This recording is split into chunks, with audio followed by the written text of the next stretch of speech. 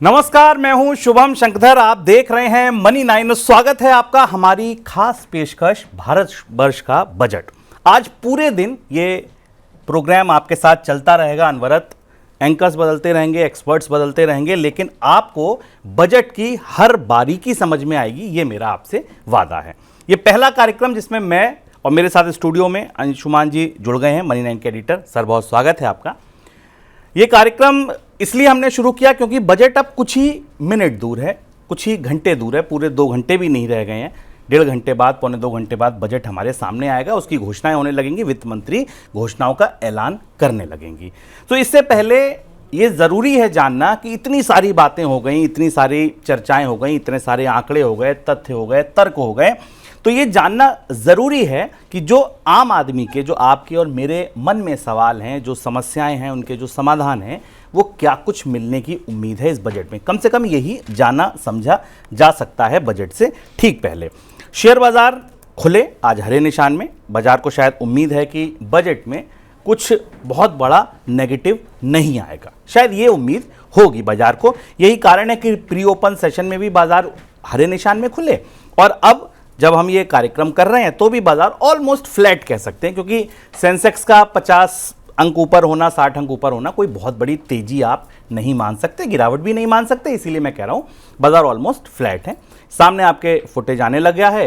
वित्त मंत्री budget document के साथ, बजट के लैपटॉप के साथ, अपने टैब के साथ अब फाइनेंस मिनिस्ट्री में जा रही हैं।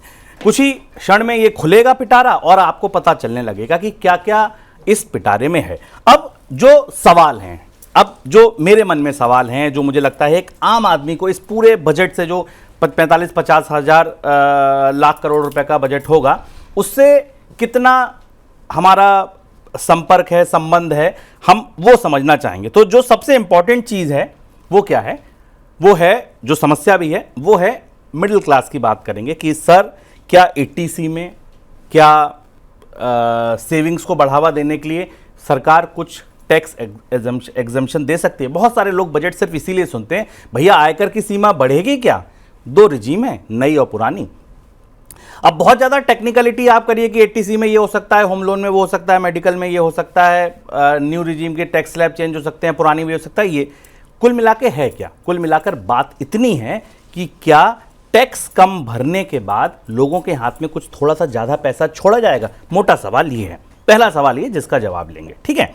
दूसरा सवाल, तो अगर पैसा छोड़ा जाएगा जरूरी क्यों है? 2 वजह से जरूरी है। पहला, एक तो वो खपत को थोड़ी सी रफ्तार दे सकता है अगर लोगों के हाथ में पैसा छूटेगा, और दूसरा कि जो सेविंग्स को लेकर बड़ा टोटा पड़ा है सरकार में, सब लोग परेशान हैं, तमाम नियामक बयान दे रहे हैं। दूसरी बात वो है जो क्या उसको सपोर्ट किया जाएगा। तो पहला सवाल तो सीधा सीधा हम लेंगे टैक्स एग्जम्पशन पर, इनकम टैक्स की छूट पर, जो सबसे इंपॉर्टेंट है जानना, जो तमाम लोग जानना चाहते हैं। तो पहला सवाल अंशुमान जी से ये पूछूंगा। दूसरा सवाल क्या पूछूंगा? दूसरा सवाल अंशुमान जी से पूछूंगा नौकरी को लेकर, कि भाई तमाम लोगों का ये मानना है कि भाई अर्थव्यवस्था में सेविंग्स बढ़ानी हो, खपत बढ़ानी हो, कुछ भी आपको अच्छा करना हो, जीडीपी को आपको 8% से दौड़ाना हो, या कुछ भी करना हो, तो नौकरियां होना ज़रूरी है। क्योंकि जब नौकरी होगी तो कमाई होगी, कमाई होगी तो खर्च होगा, खर्च के बाद बचेगा तो सेविंग्स होगी, और सेविंग्स होगी तो निवेश होगा। तो ये पूरी गाड़ी काय से जुड़ी है? वो दरअसल जुड़ी है रोजगार से, नौकरी से। तो नौकरी पर ये बजट क्या कुछ कहेगा, क्या कुछ कह सकता है, ये हम जानेंगे। ये मेरा दूसरा सबसे बुनियादी सवाल रहेगा। तो पहला बचत, टैक्स पेयर, दूसरा नौकरी। तीसरी और सबसे बड़ी बात जो मुझे लगता है एक और इंपॉर्टेंट चीज़ है जो यहाँ पर समझना ज़रूरी है, वो है कि टैक्सेस को लेकर सरकार क्या कर सकती है। इनकम टैक्स छोड़ दीजिए, जीएसटी छोड़ दीजिए, इनडायरेक्ट टैक्सेस हैं वो तो, उसका तो इस बजट से कोई मतलब नहीं है। लेकिन इसके अलावा कुछ और टैक्स होते हैं, जैसे कॉर्पोरेट इनकम टैक्स, जैसे एक्साइज ड्यूटी। क्या यहाँ पेट्रोल डीजल या किसी भी मद में क्या कोई कटौती आएगी? 2 वजह से बड़ा इंपॉर्टेंट है। क्या क्या? पहला तो ये कि अगर कटौती आएगी तो फिर वही बात, लोगों के हाथ में थोड़ा सा ज़्यादा पैसा छूटेगा। सीधी सी बात है, अगर एक्साइज ड्यूटी मान लीजिए सरकार पेट्रोल डीजल पे घटा देती है तो लोग पेट्रोल डीजल पर कम खर्च करने लगेंगे और लोगों के हाथ में पैसा ज़्यादा जाने लगेगा। बात फिर वही की खपत बढ़ेगी, लेकिन हाँ सरकार को टैक्स की चोट पड़ेगी। सरकार अभी ऐसी स्थिति में आप मान भी सकते हैं 87,000 करोड़ देने वाला आरबीआई जब 2 लाख करोड़ देता है, जब डायरेक्ट इनडायरेक्ट टैक्सेस में लोगों को अच्छे पैसे मिलने लगते हैं, तो सीधी सी बात है, सरकार के पास ये कुशन तो है ही। तो चलिए अपनी बात शुरू करते हैं। और पहला सवाल, सर, इनकम टैक्स पर क्या कोई छूट इस बजट में आ सकती है? बजटों का स्थायी अपेक्षा सवाल। बजट की इस विशेष प्रस्तुति में आप सबका स्वागत है। इनकम टैक्स पर बजट में चर्चा होती है, हालांकि पूरी बजट की व्यवस्था का और भारतीय उपभोक्ताओं की दृष्टि से भारत के लोगों का बहुत छोटा सा हिस्सा है। भारत के में बहुत छोटी आय वाले लोग, बहुत कम लोग ऐसे हैं जो इनकम टैक्स देते हैं, लेकिन बजट की चर्चाओं में सबसे ऊपर यह रहता है। और इनकम टैक्स में रियायत की संभावनाएं, तर्क और उम्मीदें कई सारे पहलुओं से इस बार बजट के साथ जुड़ती दिखाई दे रही हैं। हम पहले उम्मीदें देखते हैं। उम्मीदें हर साल बजट के साथ होती हैं, क्योंकि एक छोटा सा इनकम टैक्स क्लास है जिसको हम मिडिल क्लास कहते हैं। हालांकि भारत का middle class income tax class नहीं है, भारत का मिडिल क्लास उससे बहुत बड़ा है। भारत में इनकम टैक्स पेयर्स की संख्या तो कुछ छोटी सी है, रिटर्न भरने वाले लोगों की संख्या बड़ी है, उसमें भी टैक्स पे करने वाले, रिटर्न भरने वालों की संख्या और भी कम है। तो एक छोटा सा क्लास है, लेकिन उसी को हम मिडिल क्लास मान लेते हैं और मानते हैं कि मिडिल क्लास को इनकम टैक्स की रियायतें चाहिए। मिडिल क्लास को दरअसल इनकम में ग्रोथ चाहिए, रोजगार चाहिए, जॉब्स चाहिए, और मिडिल क्लास को उसकी ज़िंदगी जीने की लागत में कमी चाहिए, खर्च में कमी चाहिए। टैक्स में, इनकम टैक्स में रियायत उसके बाद की बात है। अब यहाँ सरकार के सामने एक दुविधा है, हम दुविधाओं का जिक्र करते हैं। उम्मीद ये की जा रही है कि नई टैक्स रिजीम, जिसको चलते चलते 4 साल हो गए हैं, लगभग 2020 में नई टैक्स रिजीम आई थी, आपको याद होगा, उसके बाद से नेक्स्ट नई टैक्स रिजीम के ढांचे में कोई बड़ा बदलाव नहीं किया सरकार ने। अब यहाँ 2 विकल्प हैं सरकार के सामने। पहला विकल्प यह है कि जो 9 से 12 लाख रुपए की सीमा है, इसमें टैक्स की छूट बढ़ा दी जाए, जिससे कि मध्य वर्ग को फायदा हो जाए, या जो 15 लाख रुपए से ऊपर की सीमा है, उसे बढ़ाकर 30 लाख कर दिया जाए, जो कि 30% टैक्स की सीमा है, और उसमें उच्च आय वर्ग को फायदा हो जाए। इन 2 विकल्पों के बीच में चर्चा सरकार के भीतर या बाहर विशेषज्ञों के बीच में चल रही है। इसके अलावा एक स्टैंडर्ड डिडक्शन है 50,000 रुपए का, जिसे आप और बढ़ाकर 1 लाख रुपए कर सकते हैं। पर दस्तूर यह है कि चुनाव जीत कर आई हुई सरकार है। हालांकि चुनाव में राजनीतिक रूप से नुकसान हुआ है, और उस नुकसान की भरपाई के लिए ऐसा माना जा रहा है कि सरकार को थोड़ी रियायतें देनी पड़ सकती हैं भविष्य के चुनावों को देखते हुए। लेकिन अगर आप इनकम टैक्स का कलेक्शन देखें तो वो शानदार है, आयकर का संग्रह बेहतर है। तो सरकार का रेवेन्यू डिपार्टमेंट या सरकार का रेवेन्यू कलेक्शन इस तरीके की तस्वीर पेश नहीं करता कि सरकार को तत्काल इनकम टैक्स में कोई बड़ी रियायत दे देनी चाहिए, नंबर 1। नंबर 2, सरकार ये चाहती है कि लोग नई टैक्स रिजीम में रहें, बचतों की जिम्मेदारी खुद उठाएं, और वहां टैक्स की दरें न्यूनतम रखी जाएं, कम से कम रियायतें रखी जाएं। उस सिद्धांत के लिहाज से ये टैक्स की व्यवस्था में कोई बदलाव होने की जरूरत नहीं। और तीसरी और सबसे महत्वपूर्ण बात है, क्या जैसा आप सुनते रहे कि सरकार नया इनकम टैक्स एक्ट लाने की तैयारी कर रही है, एक वर्किंग ग्रुप भी बनाया गया है, जिसकी तैयारी अगले साल की जा रही। तो शायद इस बात पर इंतजार किया जा सकता है कि जब नई इनकम टैक्स एक्ट की व्यवस्था आएगी, तब इन व्यवस्थाओं में बदलाव किया जाएगा। ये नई रिजीम की बात हुई। नई रिजीम में हमेशा इनकम टैक्स में जो शुभम सबसे बड़ी दुविधा होती है कि, और ये डेटा भी बताता है कि रियायत किसको दी जाए। इनकम टैक्स के परिवार में भी एक मिडिल क्लास है, एक अपर क्लास है और एक लोअर क्लास है। उसमें भी एक middle class, upper class, lower class का बंटवारा होता है। अक्सर हमें लगता है कि जब इनकम टैक्स में सरकार या वित्त मंत्रालय टैक्स से जो बेसिक एग्जम्पशन लिमिट बढ़ा देता है तो उसका फायदा होता है, लेकिन ये माना जाता है कि अधिकांश फायदे उच्च आय वर्ग वालों के खाते में जाते हैं। अब इस दुविधा को दूर करने के लिए वित्त मंत्री इसी स्लैब में कोई फेरबदल करेंगी जैसा पुराने दौरों में होता था, या इसे एज इट इज रखेंगी, ये हमें देखना होगा। दूसरी तरफ पुरानी स्लैब है, पुरानी स्लैब को लेकर बहुत सारे सवाल हैं, बहुत सारी उम्मीदें हैं। वहाँ तर्क भी हैं, मौका भी है और दस्तूर भी है। जैसे हाउसिंग, लंबा समय हो गया भारत में मकानों पर, नया मकान लेने पर जो इंटरेस्ट में छूट मिलती है उसमें कोई बढ़ोतरी नहीं की गई। हाउसिंग सेक्टर बुरी तरह पिटा हुआ है, सस्ते मकान नहीं बिक रहे हैं, ब्याज दरें ऊंची हैं। एक टैक्स की छोटी रियायत पुरानी स्कीम में हाउसिंग सेक्टर के लिए थोड़ी बहुत बूस्ट का काम कर सकती है। ठीक उसी तरह टीसी है। बचतों पर प्रोत्साहन को लेकर सरकार लगातार दुविधा में है। हम बचतों के आंकड़ों पर बात करते रहे, आरबीआई का ताजा आंकड़ा आया, भारत में बचत, लोगों की जो शुद्ध बचतें हैं कर्ज निकाल कर, वो अब जीडीपी के अनुपात में उनके परिवारों पर कर्ज से कम हो गई हैं, यानी बचतें कम है, लोगों पर कर्ज ज़्यादा है। बचतों को प्रोत्साहन देने के लिए टीसी में बदलाव होने की मांग चल रही, लगभग 1 दशक हो गया, इसमें भी कोई बदलाव नहीं हुआ। अब यही हमें सरकार की दुविधा समझनी होगी। अगर वो बचतों को प्रोत्साहन देने वाली पुरानी स्कीम में कोई बड़ी रियायत देती है तो नई स्कीम का आकर्षण खत्म होगा और लोग नई स्कीम से फिर वापस पुरानी स्कीम की तरफ लौटने की कोशिश करेंगे।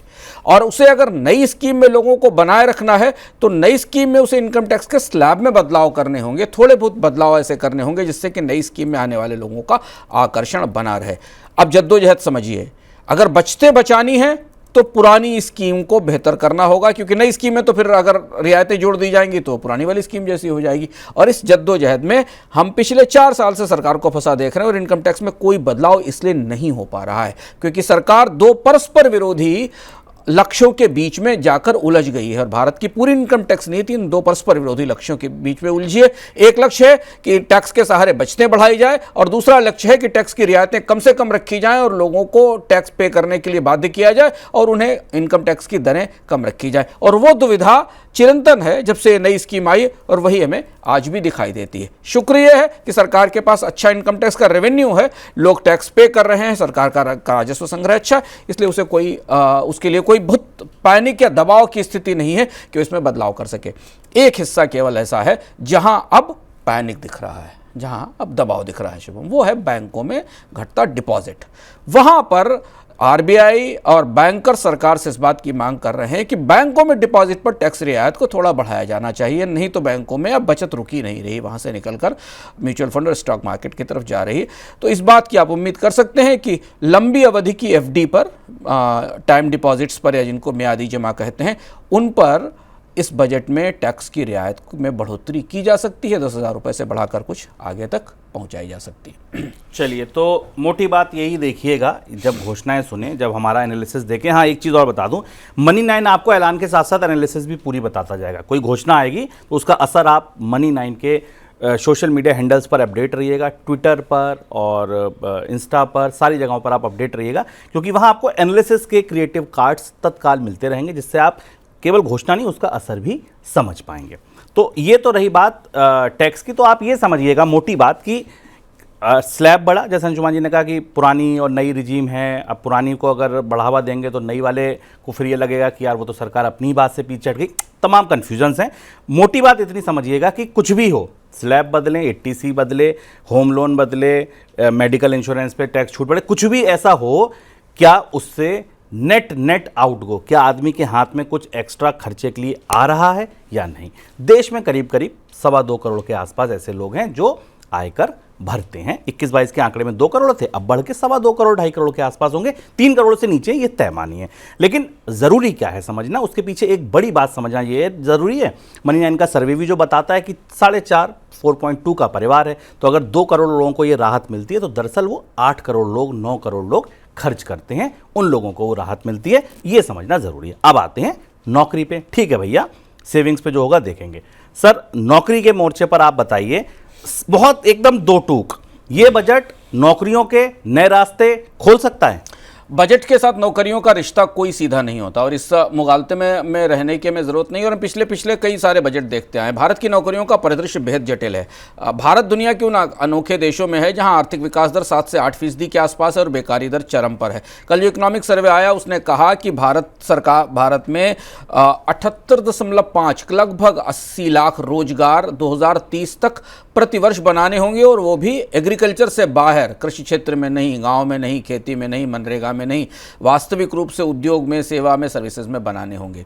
अब रोजगारों की तस्वीर देखिए, जिसका राजनीतिक नुकसान भी भारतीय जनता पार्टी को इस चुनाव में देखने को मिला। रोजगार, कल इकोनॉमिक सर्वे ने साफ साफ कह दिया कि सरकार रोजगार पैदा नहीं कर सकती, प्राइवेट सेक्टर को रोजगार पैदा करने होंगे। अगर आप गौर से देखें तो भारत के सरकार के पिछले 4-5 बजट रिकॉर्ड कैपेक्स के बजट थे, बल्कि शुरुआत से ही अगर आप माने रिकॉर्ड कैपेक्स हुआ, और सरकार ने उसे काफ़ी ढोल बजाकर लोगों को बताया भी कि भारत में कैपेक्स की जीडीपी के अनुपात में और बजटों में कैपेक्स में रिकॉर्ड बढ़ोतरी हुई। पर क्या उस कैपेक्स से सीमेंट की, स्टील की मांग बढ़ी? क्या उससे रोजगार बढ़े? कहीं ना कहीं एक बड़ी असंगति है, बड़ा अंतर विरोध है सरकार के पूंजी खर्च में और उसके जमीन पर असर में, रोजगारों में बढ़ोतरी में, या स्टील या सीमेंट की मांग में। दूसरी बड़ी चुनौती है कि सरकार ने पिछले सालों में कॉर्पोरेट सेक्टर को बड़ी टैक्स रियायतें दी। अभी हम टैक्स पर बात कर रहे थे, भारत में अब कॉर्पोरेट टैक्स की दर इनकम टैक्स की दर से भी कम हो गई, यानी आम लोग ज़्यादा टैक्स पे कर रहे हैं अपनी कमाई पर, कारपोरेट अपनी कमाई पर कम पे कर रहे हैं। उसके बाद भी कंपनियों ने निवेश नहीं किया, उनके मुनाफे रिकॉर्ड ऊंचाई पर हैं। कल इकोनॉमिक सर्वे ने विस्तार से बताया 4 गुने हो गए 3 साल में मुनाफे कंपनियों के, करीब करीब 3 और 4 गुने बढ़ने के बाद भी उनका निवेश न्यूनतम स्तर पर है। ऐसी स्थिति में बजट रोजगार की चुनौती की तरफ बढ़ेगा देखेगा, ये भी मुश्किल है, क्योंकि ये ऐसी पहेली है जिसको सीधे बजट से सुलझाया नहीं जा सकता। अगर आप अंतरिम बजट के आंकड़ों को करीब से देखें, जो सामने देखने की कोशिश कर रहा हूं, अब तो सरकार के पास शुभम कैपेक्स बढ़ाने के का भी विकल्प नहीं बचा है, क्योंकि जिस परिस्थिति में बजट के नंबर पहुंच चुके हैं और सरकार के ऊपर कर्ज की जो परिस्थिति है, उसमें अब उसे पूरी तरह निजी क्षेत्र पर को प्रोत्साहित जो भी है करना होगा, जिससे कि वो उद्योगों में निवेश करना शुरू करे और नया बाजार बन सके या नए रोजगारों का बाजार बन सके। कंपनियां निवेश नहीं कर रही हैं क्योंकि उनको बाजार में डिमांड नहीं दिख रही है। जब तक उनका धंधा नहीं बढ़ेगा वो निवेश नहीं करेंगी। चंदा तो वो दे सकती हैं राजनीतिक दलों को, पर बिजनेस में इन्वेस्टमेंट वो तब करेंगी जब उनको बाजार में डिमांड दिखाई देगी। तो रोजगार को लेकर सरकार, इसीलिए रोजगार घट रहे हैं, ये तथ्य सरकार कभी आसानी से हजम नहीं कर पाती, उसे काउंटर करने की कोशिश करती है, लेकिन सरकार के अपने ही आंकड़े से बताते हैं और इकोनॉमिक सर्वे ने इस बात पर काफी विस्तार से बताया भी है। सर, एक और इंपॉर्टेंट सवाल, अंक के 10-12 मिनट बचे जिसमें मैं एक नहीं 2 सवाल पूछूंगा। अच्छा, पहला सवाल तो वही टैक्स वाला कि सर 4-5 तरीके के टैक्स लगते हैं, ठीक है, जीएसटी से तो कोई मतलब नहीं है, ये मैंने माना, इनकम टैक्स की बात आपने कह दी, लेकिन इसके अलावा भी जैसे कॉर्पोरेट इनकम टैक्स है, जैसे एक्साइज ड्यूटी है, इन सब पर भी क्या आपको लगता है कहीं कोई सरकार या इंपोर्ट ड्यूटी है इन्फ्लेशन वाले मोर्चे पर, खपत वाले मोर्चे को साध सकती है अगर सरकार सीधे सीधे एक्साइज को थोड़ा कम कर दे? क्वेश्चन है, ये मत कहिएगा क्योंकि अभी आपने कहा कि डायरेक्ट इनडायरेक्ट टैक्स में कलेक्शन अच्छा आया है, तो क्या ये क्वेश्चन सरकार यूज करके खपत को और कहना चाहिए कि महंगाई को एक साथ साध सकती है? ये इस पर निर्भर करेगा कि सरकार के फिस्कल डेफिसिट का नंबर क्या है, और अगर राजकोषीय घाटा नियंत्रण में है, वित्त आरबीआई से बेहतर फंड्स मिले हैं, तो सरकार को इनडायरेक्ट टैक्स ढांचे में किसी बड़े बदलाव की जरूरत नहीं है। पेट्रोल डीजल पर टैक्स की दरों में कमी की संभावना हमेशा कही जाती है क्योंकि वो उसका एक पैर बजट के भीतर रहता है एक्साइज को लेकर, लेकिन इस समय ऐसी परिस्थिति है नहीं जिसमें कि सरकार को कोई बड़ी रियायत देने की जरूरत महसूस हो। अगर होगी भी तो चुनावों के आसपास आकर, जैसा चुनावों के आसपास पेट्रोल डीजल की कीमतों में कमी होती, वो कमी हमें दिखाई देगी। कस्टम ड्यूटीज सिलेक्टिव हैं। कस्टम ड्यूटीज को लेकर कुछ खास उत्पादों पर जहां भारत में डंपिंग रोकी जानी है, जहां घरेलू उत्पादन को प्रोत्साहन दिया जाना है, वहां पर कोई परिवर्तन हो सकता है। पर सरकार की एक बड़ी दुविधा है, अगर आप इकोनॉमिक सर्वे पढ़ें और उससे पहले सरकार की तरफ से आने वाले बयान देखें तो भारत में इंपोर्ट और कस्टम ड्यूटीज़ की दरें काफ़ी ऊंची हैं, जिसका असर पीएलआई स्कीम पर पड़ रहा है। पीएलआई में निवेश करने वाली कंपनियां कह रही हैं कि अगर भारत से मोबाइल का या इलेक्ट्रॉनिक्स का एक्सपोर्ट बढ़ाया जाना है तो कस्टम ड्यूटीज़ में कमी की जानी चाहिए। कमी करना सरकार के लिए संभव नहीं है क्योंकि किसी भी रियायत से रेवेन्यू आउट को बढ़ेगा, और सरकार इस बजट को अधिकतम रेवेन्यू न्यूट्रल रखना चाहेगी, रेवेन्यू आउट को कम से कम रखना चाहेगी। उसकी वजह यह है कि राजकोषीय घाटा रिकॉर्ड स्तर पर है, सरकार का कर्ज रिकॉर्ड स्तर पर है, इसलिए कोई ऐसी बड़ी रियायत देने से पहले सरकार को इस बार सोचना पड़ेगा कि उसकी राजकोषीय गणित कैसी है। कस्टम ड्यूटी में मामूली फेरबदल जो कि सामान्य रूप से ट्वीकिंग होती है उसे करने की जरूरत है। दूसरा एक बात यहाँ और संदर्भ समझना जरूरी है, अब जो इनडायरेक्ट टैक्सेस हैं बजट के, उनका एक बड़ा हिस्सा उस दुकान पर अब आधे से ज़्यादा कब्जा जीएसटी का है, और जीएसटी काउंसिल टैक्स स्लैब को बदलने को लेकर इन्वर्टेड ड्यूटी स्ट्रक्चर का मतलब है कच्चे माल पर ड्यूटी की दर ज़्यादा और तैयार उत्पाद पर कम, इसको बदलाव करने की प्रक्रिया शुरू कर चुकी है, इस पर बातचीत चल रही है। तो शायद इस बजट के बाद जब जीएसटी काउंसिल की मीटिंग होगी तब हम इनडायरेक्ट टैक्सेस के दरों में कुछ थोड़े बहुत बदलाव देख पाएंगे। सर, एक चीज़ मेरे दिमाग में कल आई, आपके साथ मुझे इतना सारे मनी सेंट्रल करते करते मेरी पढ़ाई होती रहती है, रोजाना आप क्लास लेते हो, एक चीज़ मुझे समझ में आई कल रात कि अगर सरकार ऐसा कर दे तो सबके लिए विन विन सिचुएशन है। जो डर है, देखिए कल सेबी चीफ ने क्या कहा परसों पिछले हफ्ते कि एफ&ओ पर स्पेकुलेशन बहुत हो रहा है, लोग अपनी बचत कर रहे हैं।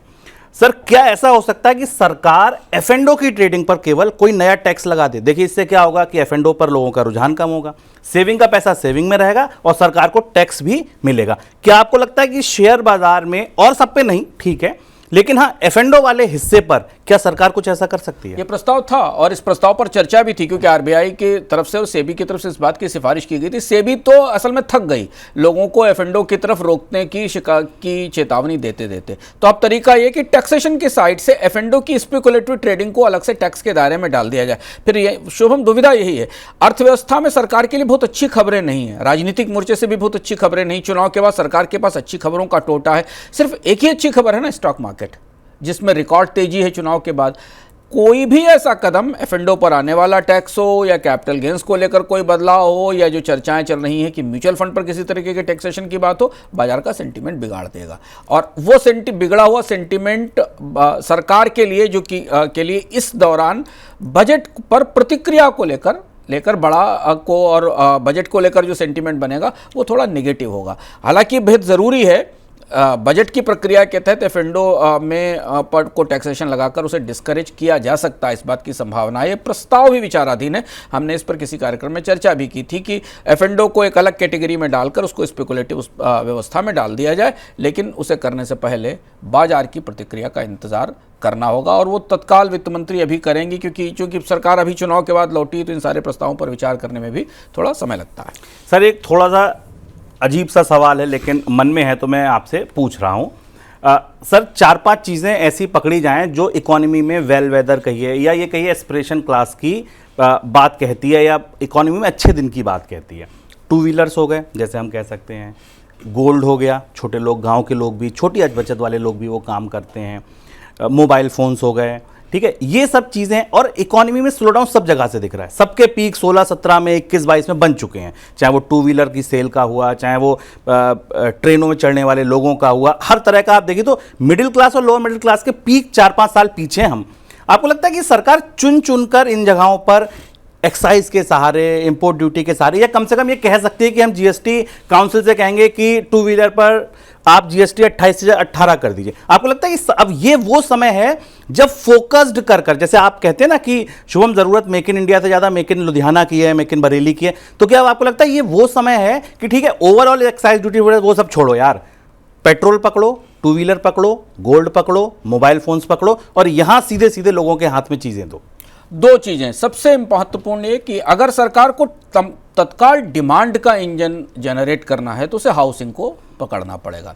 भारत में जब तक मिडिल क्लास और सस्ती हाउसिंग को प्रमोट करने के लिए नए सिरे से कोशिश सस्ते घर भी उसमें जोड़ लीजिए, नहीं कुछ, क्योंकि ये सारा दौर निकल चुका पीछे। जीएसटी में भी रियायती दी गई, रेरा भी लाया गया। आज हम कोविड के बाद इस स्थिति में खड़े हैं कि भारत के शहरों में सस्ते मकान बनना बिकना बंद हो गए हैं, मकान के किराए बढ़े हुए हैं, कॉस्ट ऑफ लिविंग बढ़ा रहे हैं और महंगे मकान बिक रहे हैं, जहां प्रॉपर्टी बबल का खतरा है, जो तस्वीर हमें सामने दिखाई दे रही है। वित्त मंत्री को शुभम, बजट की जो पूरी इबारत है ना वो फिक्स हो चुकी, इसमें बहुत कुछ नया करना होगा, क्योंकि हम ये बराबर कह रहे हैं कि इस बजट के आने से पहले या चुनाव से पहले तक सरकार अपनी कोशिश भर सारी चीजें अधिकतम स्तर तक कर चुकी थी। कितनी सब्सिडी दी जा सकती? 7-8 लाख करोड़ की सब्सिडी, मुफ्त अनाज दिया गया गांवों में। सरकार रिकॉर्ड 45 लाख करोड़ रुपए का खर्च कर रही थी, कैपेक्स कर रही थी। लगभग 100 के से अधिक स्कीमें रेहड़ी पटरी वालों से लेकर, महिलाओं से लेकर, किसानों से लेकर, मछली पकड़ने वालों से लेकर हर व्यक्ति के लिए असंख्य स्कीमें हैं। लेकिन इन सबका नेट पॉलिटिकल रिजल्ट क्या आया? सब बीजेपी की सीटें घट गई। नेट इकोनॉमिक रिजल्ट क्या आया? ना तो डिमांड है और ना जॉब्स हैं। तो अगर आप तस्वीर को इस तरह से देखने की कोशिश करें कि भारत की कंजम्पशन की ग्रोथ रेट अब जीडीपी की आधी है और बहुत सारे लोग मान रहे हैं कि अगर उसमें से महंगाई और बाकी डिस्क्रिपेंसीज को हटा दिया जाए तो भारत की आबादी जिस दर से बढ़ रही 2% की दर से, उसी दर से भारत का कंजम्पशन भी बढ़ रहा है। तो ऐसी स्थिति में जो बजट के पुराने खांचे ना, उन खांचों में कुछ बहुत बदला नहीं जा सकता और लंबा समय हो गया, 10 साल उन सारी स्कीमों को लेकर, तो नए सिरे से ड्राइंग बोर्ड पर बैठने की बात होगी। हाउसिंग इसमें एक बहुत महत्वपूर्ण सेक्टर हो सकता है। वहां सरकार सीधी टैक्स रियायत दे सकती है, बिल्डर्स के लिए स्पेशल फैसिलिटीज दे सकती है, कॉस्ट कम कर सकती है। अगर मकानों की कीमतें शहरी इलाकों में कम हो जाएं तो साइकिल मूव करेगा। और हमेशा ध्यान रखना जरूरी है कि हाउसिंग को किसी भी अर्थव्यवस्था में डिमांड का सबसे बड़ा ट्रिगर माना जाता है, क्योंकि मकान खरीदते ही बहुत सारी चीज़ों की डिमांड बढ़ती है, कंज्यूमर गुड्स की डिमांड बढ़ती है, कंस्ट्रक्शन एक्टिविटीज़ की डिमांड बढ़ती है। और भारत में रोजगार की दृष्टि से खेती के बाद कंस्ट्रक्शन दूसरी सबसे बड़ी एक्टिविटी है। अपने आप शहरों में रोजगार बनना शुरू होंगे अगर शहरों में मकानों की डिमांड और कंस्ट्रक्शन एक्टिविटी शुरू होगी। तो ये वो टारगेटेड फोकस एरिया है जिसे शायद वित्त मंत्री को इस बजट में एड्रेस करना चाहिए, इस पर निगाह जमानी चाहिए। वो करेंगी कि नहीं करेंगी ये देखने वाली बात होगी, कैसे करेंगी इसका एक बड़ा सेपरेट एजेंडे की बात होगी। दूसरी बड़ी चीज है उन चीज़ों की डिमांड जो कि इलेक्ट्रॉनिक्स हैं, कंज्यूमर गुड्स हैं या प्रोडक्ट्स, उनकी डिमांड बहुत कुछ इनकम सापेक्ष है, आय सापेक्ष है। और हमें देख रहे हैं कि कोविड के बाद हम भारत में आईफोन रिकॉर्ड बिक रहे हैं लेकिन सस्ते फ़ोन नहीं बिक रहे हैं। चुनौती ये है कि जब तक ऐसी व्यवस्थाएं पैदा नहीं की जाएंगी अर्थव्यवस्था में कि लोगों की आय बढ़े, और आय बढ़ाने के शुभम दो ही तरीके हैं, या तो आप उनके वेतन, उनकी मजदूरी बढ़ाइए, या फिर उनकी ज़िंदगी जीने की लागत घटाइए, या तो उनके हाथ में पैसा बचने लगे। वो अगर 100 रुपये किलो की सब्जी खरीद रहे हैं और 70 रुपये लीटर का दूध खरीद रहे हैं, वो अगर 10 रुपये, 15 रुपये, 20 रुपये लीटर कम हो जाएगा तो उनकी आय में वैसे ही बचत होगी। तो या तो ज़िंदगी जीने की लागत कम रखी जाए, या फिर ज़िंदगी जीने की बढ़ती लागत के हिसाब से उनके हाथ में इनकम बढ़ाई जाए। यही दो तरीके हैं। तो बजट को अब इन फंडामेंटल चीज़ों पर फोकस करना होगा, उन चीज़ों के बजाय जो कि हेडलाइन मैनेज करती हैं, जो कि बड़ी सुर्खियाँ लेकर आती, क्योंकि सुर्खियों वाला दौर 10 साल में निकल गया। 10 साल में उन सारी सुर्खियों के बाद भी हम जहां खड़े हैं वो आंकड़े इकोनॉमिक सर्वे में या सामान्य रूप से हमें सामने दिखाई देते हैं। सर अब चलते चलते आखिरी, क्योंकि 2 मिनट बचे हैं, पीसीआर से बोला जा रहा है कि वाइंड अप कीजिए। एक आखिरी सवाल, थोड़ा सा मतलब ठीक है आम आदमी वाला नहीं है लेकिन फिर भी ज़रूरी है। फिजिकल डेफिसिट पर, क्या वित्तीय अनुशासन पर ये सरकार जैसे अब तक आगे बढ़ती रही है आगे भी बढ़ती रहेगी? यही इस बजट का सबसे महत्वपूर्ण पहलू होने वाला। मेरे हिसाब से वित्त मंत्री की निगाहें 2 निवेशकों पर होंगी, शेयर बाजार के निवेशकों पर और बॉन्ड बाजार के निवेशकों पर। वित्त मंत्रालय, हमें उम्मीद है ऐसा, बजट के आंकड़े आएंगे तो पता चलेगा, शायद सरकार अपने कर्ज के लक्ष्य में इस बजट में रिवीजन करेगी और उसे कम करेगी, क्योंकि पहले ही कर्ज का लक्ष्य अंतरिम बजट में कम रखा गया था। इससे बॉन्ड मार्केट को संकेत देने की कोशिश की जाएगी कि सब कुछ ठीक ठाक है, सरकार राजकोषीय घाटे पर नियंत्रण करना चाहती है। हम आपको बताते रहें कि सरकार के पास जब बैंकों को देने के लिए पैसा नहीं था, बचते नहीं हैं और बाजार से कर्ज नहीं है, तो सरकार ने अपने बॉन्ड्स में विदेशी निवेशकों का निवेश खोला। इस साल वो साल आया जब विदेशी निवेशकों ने निवेश किया, करीब $1 बिलियन सरकार के बॉन्ड्स में आ गए। ये वो निवेशक हैं जिनको निगाह में रखकर वित्त मंत्री को राजकोषीय घाटे के लक्ष्य को और ज्यादा चुस्ती के साथ पेश करना होगा। इसी के जरिए भारत की साख को बेहतर करने का या रेटिंग को इंप्रूव करने का रास्ता खुलेगा, जो भारत का लक्ष्य होने वाला है, क्योंकि अब हम ग्लोबल बॉन्ड निवेशकों के सामने पहुंच गए हैं जो भारतीय बॉन्ड्स में निवेश कर रहे हैं। तो इस समय इस बजट में, जो कि अंतरिम बजट के बाद पूर्ण बजट है और इसके बाद एक पूर्ण बजट 3 महीने बाद फिर आ जाएगा, नए बजट की तैयारियां शुरू हो जाएंगी। वित्त मंत्री इस बात की कोशिश करेंगी कि राजकोषीय घाटे की गणित साफ सुथरी बनी रहे, और अगर ये साफ सुथरी बनी रहती और मजबूत बनी रहती तो दोनों जगह हेडलाइन अच्छी बनेगी, बॉन्ड मार्केट में भी और स्टॉक मार्केट में भी, बशर्ते स्टॉक मार्केट को डिस्टर्ब करने वाला कोई टैक्सेशन प्रपोजल ना आए। उन 2 जगहों से वित्त मंत्री को एक ठीक ठाक प्रतिक्रिया मिलेगी और इसके जरिए राजकोषीय संतुलन और राजकोषीय प्रबंधन बेहतर हो सकेगा। अब हम परंपरा पर भी जाते हैं, हमेशा जीती हुई सरकारें आकर शुरुआत में राजकोषीय प्रबंधन ठीक करती हैं, ये परंपरा रहती, और चुनाव की तरफ जाती हुई सरकारें राजकोषीय प्रबंधन को लूज करती हैं, खर्च करती हैं, पॉपुलिस्ट होती चली जाती। तो जीती हुई सरकार आई, 5 साल इसे काम करना है, तो अगले 2-3 साल तो बजट के रेवेन्यू के कील कांटे दुरुस्त करके फिस्कल डेफिसिट को कंट्रोल में करने के, जब आगे चुनाव आएगा तब परिस्थिति देखी जाएगी। तो फिस्कल प्रूडेंस को लेकर या राजकोषीय संतुलन को लेकर इस बजट का फोकस रहने वाला है, इस बात के संकेत हमें मिल रहे हैं। 1000 लोगों से ज़्यादा जब जुड़े हों और दनादन प्रतिक्रियाएं आ रही हों, तब किसका मन होता है कि ये कार्यक्रम बंद किया जाए। लेकिन अब भाई चर्चा यहाँ रोकते हैं। सर बहुत शुक्रिया आपका।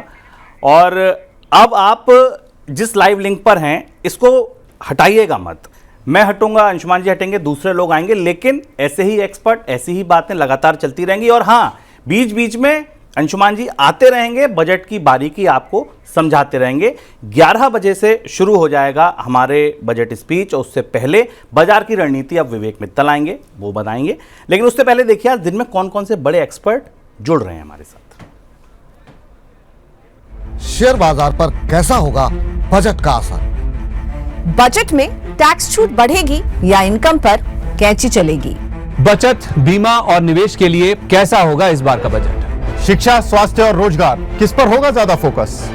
और सबसे जरूरी बात, क्या सुस्त पड़ी खपत को रफ्तार दे पाएगा ये बजट? सवाल अनेक, जवाब एक। बजट का दिन सिर्फ मनी 9 के साथ।